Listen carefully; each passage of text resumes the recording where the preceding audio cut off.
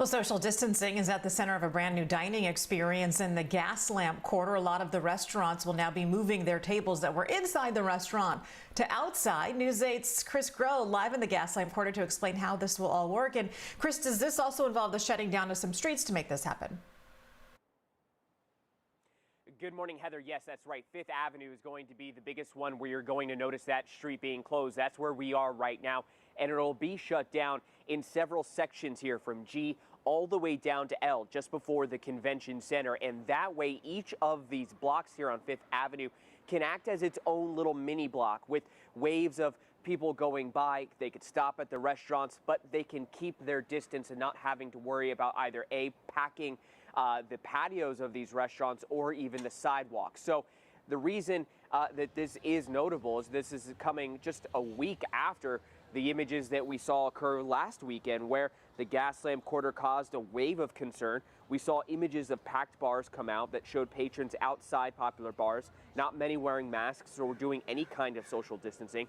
So restaurant managers actually had to take action that night using security and large cones to keep people apart, something that the county noted was a very good thing, that they were able to try to correct those waves of people coming in. But that's where this curbside program is going to kick in, something that they've been planning for weeks. It's going to, again, allow them to keep their customers apart from each other. It's similar to what we saw Little Italy do last week. It'll start today at 3 p.m. and go all the way to midnight. It's going to run on Thursdays and Fridays, but then during the weekend on Saturday, it will be from noon to midnight. Now, we spoke to the Gaslamp Quarter Association president about this new program, and he says, again, this is a way to make sure that these restaurants and bars, that they can have their customers not have to lower their occupancy too much, but then at the same time, keep their customers safe.